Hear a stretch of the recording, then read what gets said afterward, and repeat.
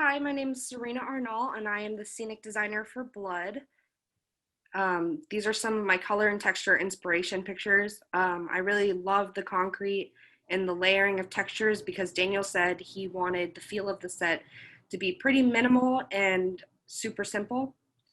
I love the texture of the concrete and the worn books, and then I used the picture on the right for inspiration for the proscenium.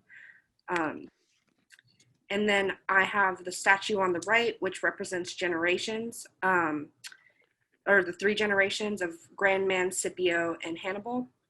And then the disorganization and the levels on the left really helped me put my design together. And I actually have a shot from when Malcolm X was shot in the Audubon Ballroom. And I incorporated the knocked over chair and podium in my set design. And since we talked about having a more simple set and less clutter, I took simplified versions of everyday props that would help tell you where the setting is. For the hospital, I have a hospital bed that can move back into this blue curtain back here. So you always have the feeling that Scipio is there, even when we go back in time and look at his past. In Scipio's house, I have a lighter colored roof hung from the grid and then to the left, because it's covering the two left platforms. And then Grandman's house is covering the center platform and it's a little bit darker. And then the Audubon Ballroom has the knocked over chair and podium on the highest platform because I really like the idea of Malcolm X's speech and all Malcolm X's scenes happening on the highest platform, so we can kind of look down on all these characters.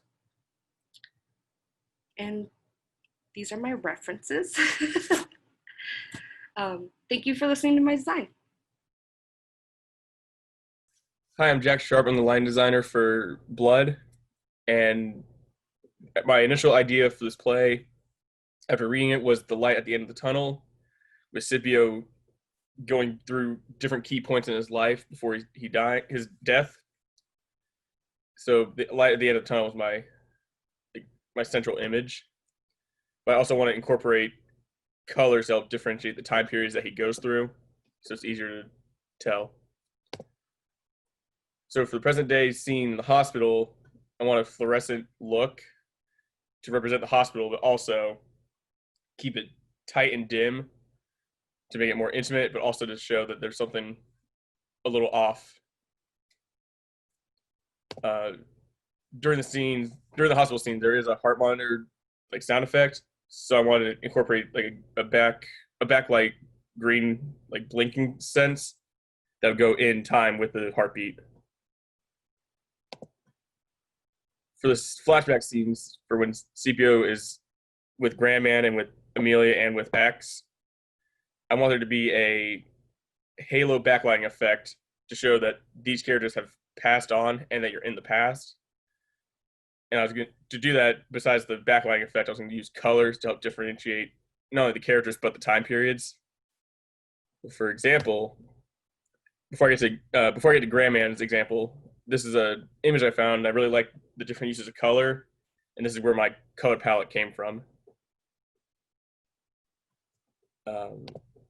So when Scipio is with Grandman, I want his backlight to have a more sepia tone to show how further back in time they are.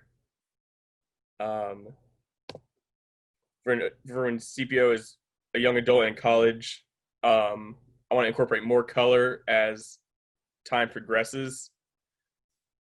And then this is for Hannibal. I want him to have a reddish black light since he's more, at the end of the show, he's more confrontational.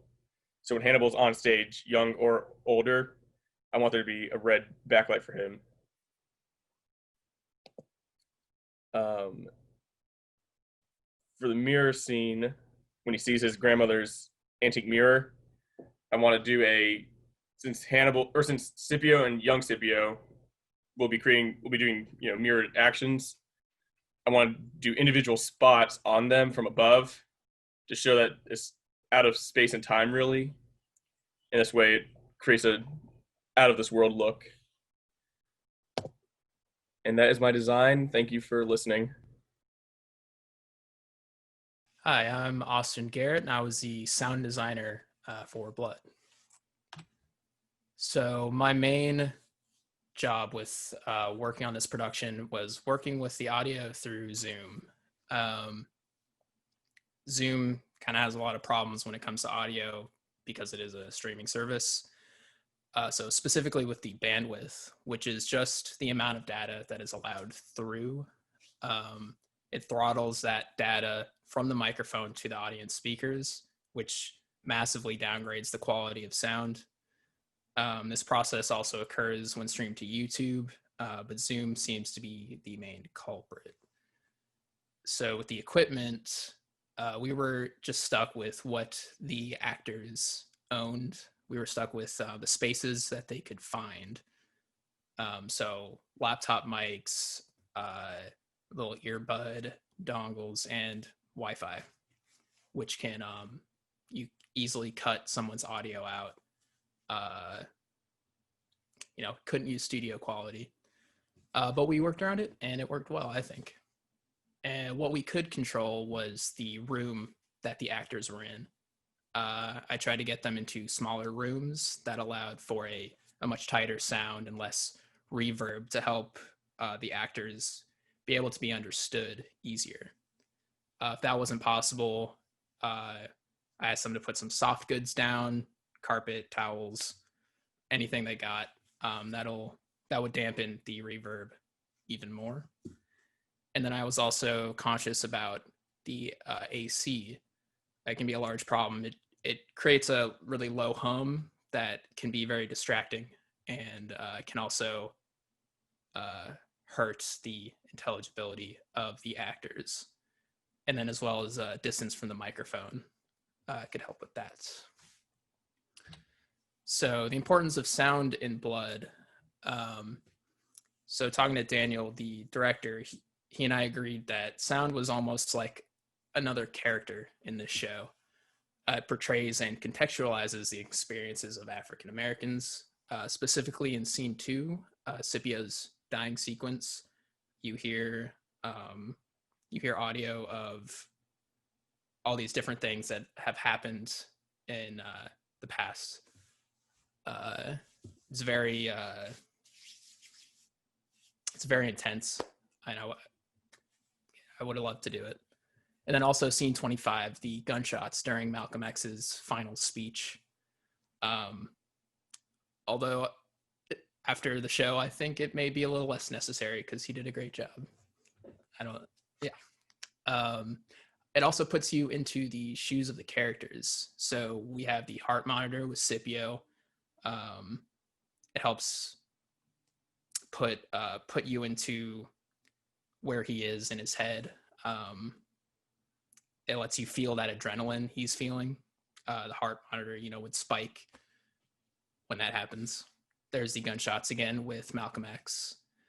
The 8-track playing the Malcolm X speeches for Amelia and young Scipio.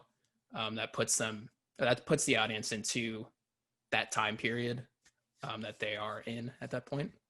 Then there's also Coltrane's A Love Supreme for Hannibal, which I've had on repeat for the past 2 weeks. It's so good. I recommend it. Me and Daniel also talked about transitions because there are a lot of time jumps, a lot of really quick time jumps, and that would just help. It would help clarify when those happen. We talked about maybe the changing of a radio station would have been cool. So from Scipio's hospital room in 2015 to the context of the civil rights movement, 1963 to 1965. And that was my design concepts for Blood. Thank you.